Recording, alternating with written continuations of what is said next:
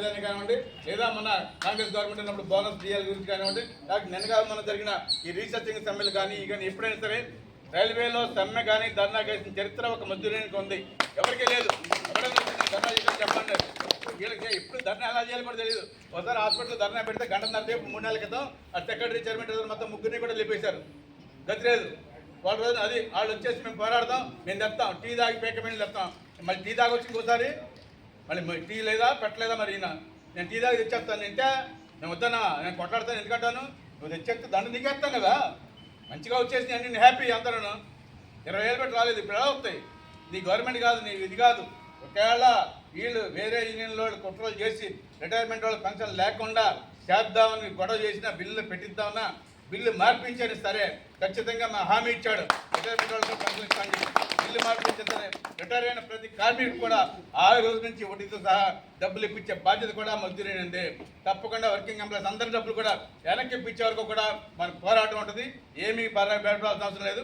ధైర్యంగా గర్వంగా ఉండండి. అంతేకాదు రేపు రాజు రోజులు ఇట్లాంటి ప్రాబ్లమ్స్ అన్నీ ఉన్నాయి కాబట్టి 2-3 సంఘాల పరిపాలన 20 సంవత్సరాల బట్టి చూసాం.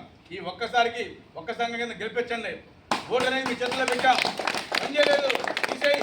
ఎవరినైతే గెలిపించగలవో ఎవరినైతే ఓడించగలవో నేను చుట్టూ చేసినా ఇద్దరిని చుట్టూ తిరుగుతాం.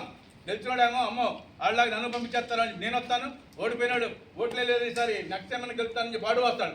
సో దయచేసి ఈ అవకాశాన్ని ఉపయోగించుకోండి. అంతేగాని నా కొలవాడు ఉన్నాడు లేకపోతే ఈడెవడు డబ్బులు ఎత్తాడు అడవాడు మంది ఆడేవాడు ముష్టి డబ్బులు 5 మంది డబ్బు ఇచ్చేదంటే నా డబ్బులు గవర్నమెంట్ దగ్గర ఆగిపోయినాయి. నా బలం సరిపోకున్నాం బోనస్ పని చెప్పి 18,000 ఇచ్చాడు. మనకి ఎంత రావాలి 78 రోజులు చేతం అంటున్నాడు. అది తెచ్చుకుంటే నేను ఇస్తాను దావత్ పార్టీ చేసుకోరా అని చెప్పి 500,000 రూపాయలు ఇటు ఒక్కల ముష్టి అవడం ఈడెవరు మంది ఇచ్చాడు. అరే నీ కొలవాడు నీ అన్న తమ్ముడు నీతో మాట్లాడాయని మంచి ఉద్యోగం లేకపోతే నీ దగ్గర రూపాయి నేను చుట్టూ చేస్తారు. నీ కులస్తుడైనా నీ ఫ్రెండ్ అయినా నీ అన్నైనా తమ్ముడైనాను. అదే నువ్వు కంటాడు ఉద్యోగం దగ్గర చేయి ఆడెవడో ఏదో బొగుతున్నాడు అంటాడు తప్ప నా తమ్ముడు అన్నాను కూడా చెప్పడు. సో ఇలాంటి పరిస్థితుల్లో మనంతా రైల్వే కార్మికులను గుర్తుంచుకోండి. ఏకైక జెండా ఏకైక యూనియన్ గెలిపించండి. ఎందుకంటే మీకు అది వరకు డౌట్ రావచ్చు ఈ అడ్మినిస్ట్రేషన్ కలిసిపోతే నేనేం చేయాలి. అందుకే ఓటు అనేది మీ చేతుల్లో పెట్టాం. ప్రతి 5 ఏళ్ళకి మీరు ఎన్నుకున్నాడు నాయకుడు ఉంటాడు. అది మనం రుజువు చేద్దాం. ఒకసారి గవర్నమెంట్కి కూడా దివాళీ కూడా మన బలం సరిపోట్లా. అదే నేను ఏకైక సంఘం కింద ఉన్నాను. నేను నోటీస్ ఇవ్వగానే సరిపోద్ది.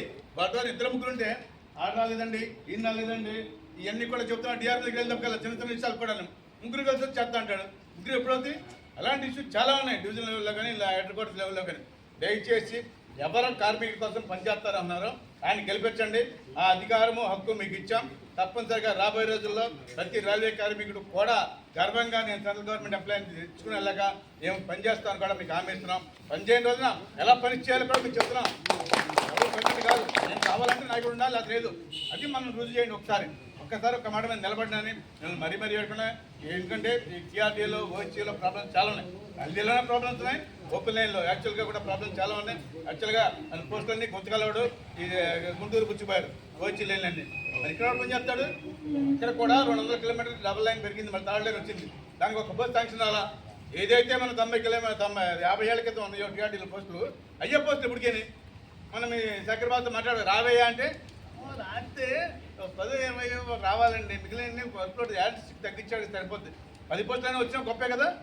నువ్వు వాడికి పుచ్చుకెళ్ళిపోతే మెల్లకుండా పీసీ చెప్పాడు నేనేం చేయను పీసీ చెప్పాడు కాబట్టి ఈయన రాసిచ్చాడ 100 పోస్టులు పోయినాయి. మన ప్రమోషన్ ఎక్కడ పోయినాయి ఇవన్నీ కూడా ఏమన్నా కార్మికుడికి గ్రేడ్ 2 గ్రేడ్ 1 సంవత్సరాల తరబడి కూర్చున్నారు. ఎక్కడ పడరా లేదా అంటే పెరియాడికల్ ట్రాన్స్ఫర్ అనేది లేదు ఓహెచ్ డిపార్ట్మెంట్కి.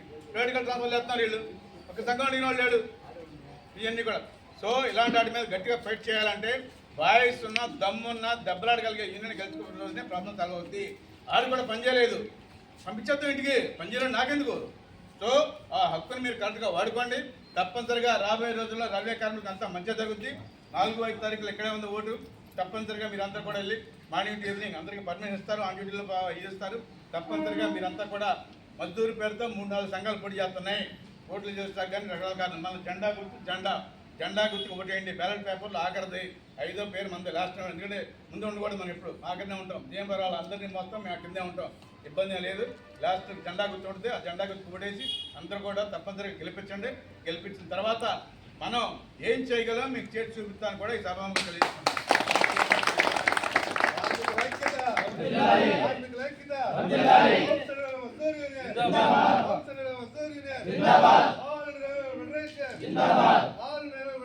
ప్రమోషన్ రావట్లేదు. అదివరకు 6 పై కమిటీ 5 పై కమిటీ దాకా కూడా హెల్పర్ 1 కలాసి హెల్పర్ 2 గ్రేడ్లు ఉండే సీనియారిటీ మీద అది తీసాడు వచ్చే పిల్ల. 7th పై కమిటీలో ఈ సూపర్వైజర్కి బాధ్యత 800 50% అడిగినప్పుడే 5 రకాల అప్గ్రేడేషన్ పెట్టుకున్నాయి రైల్వేలో. ఒకటి ఈ హెల్పర్ 1 హెల్పర్ 2 సీనియారిటీ మీద ఉంటాయి. 50% 900 గేట్ పే సీనియర్ హెల్పర్కి మంచి పడిగాం. అడిగితే 30% ఇస్తాను ఒప్పుకున్నారు. అగ్రిమెంట్ కూడా అయిపోయినాయి. ఆర్డర్స్ రావు బయటికి. అదేమంటే ఈ ఆర్డర్ సంఖ్య మెట్ల ఈ సంఖ్య మెట్ల ఇది ఆర్డర్ రాలేదు, ఇవన్నీ వస్తాయి. ఇలాంటి ఇష్యూస్ ఇవన్నీ సీనియర్ టెక్ గ్రేడ్ కూడా ఇప్పుడు సూపర్వైజర్ గారు 5400 దాకా పెంచాడు. సీనియర్కి 4200 ఆపొద్దు, దానికి కూడా 4600 అని చెప్పి కూడా అడుగుతున్నాం సీనియారిటీ మీద. ప్లస్ ఈ ప్రమోషనల్ రీసెర్చింగ్ యాక్చువల్గా గ్రేడ్లు వచ్చాక మనకి పెరిగిన రీసెర్చింగ్ 2013లో వచ్చింది. లాస్ట్ 2016లో ఇచ్చింది ఏంటి, పే కమిషన్ కోసం ఇచ్చాడు. పే కమిషన్ ఓపెన్ స్టాఫ్ అన్యాయం జరిగింది, జీతాలు తక్కువనే, జీతాలు మార్చమంటే నేను సెపరేట్గా పే కమిషన్ ఇస్తున్నాను మార్చడానికి కాబట్టి గ్రేడ్లు పెంచుతానని చెప్పి మనకు సెకండ్ రీసెర్చింగ్ ఇచ్చాడు. అది కౌంట్లో రాదు. కౌంటింగ్ వల్ల ఆల్ డిపార్ట్మెంట్కి ఇచ్చింది 2013. 2023లో కమిటీ ఇచ్చాడు, ఇంతవరకు బయటికి రావట్లేదు. దాన్ని బడ్జెట్ అమ్మాయి దగ్గర పెట్టాడు. మీ రిస్క్ ఎలవెన్స్ ఎక్కడికి వెళ్ళినా టీఆర్టీసీ మా రిస్క్ ఎలవెన్స్ రైల్వేలో రిస్క్ ఎలవెన్స్ ఫస్ట్ ఉన్న డిపార్ట్మెంట్ ఓహెచ్ డిపార్ట్మెంటే. ఎందుకంటే ఎప్పుడు కూడా 5వ పై కమిటీ దాకా 4వ పై కమిటీ దాకా అట్లా ఉంది. తర్వాత 5వ పై కమిటీలో జీతాలు పెంచాలి 40% అని చెప్పి చిన్న చిన్న చేస్తా అని చెప్పి తీర్చాడు. మరి ఇప్పుడు ఇచ్చినప్పుడు మనకి ఇవ్వాలి కదా. సంతకం పెట్టి రైల్వే మినిస్టర్ 2 ఏళ్ళు అయింది పంపించి బయలు అమ్మగారి దగ్గర పడుకుంది. ఏమంటే ఆవిడ బడ్జెట్ ఎలా ఉంది చెప్పండి. నువ్వు బడ్జెట్ అలా చేస్తావు, రైల్వే స్టేషన్కి 200 కోట్లు 50 కోట్లు 70 కోట్లు ఇస్తున్నావు. 800 కోట్ల బడ్జెట్ 800 కోట్ల బడ్జెట్ నువ్వు ఇవ్వలేవా? కొన్ని నేను తప్పని చెప్పి పంపించామన్నా. అట్లా కాదండి, ఈ బడ్జెట్ ఎలా కేటాయించాలో చెప్తే నేను చెప్తానా. నా దగ్గర ఏం పూర్వం ఉంచామని ఒక రైలు వేసుకోలేను,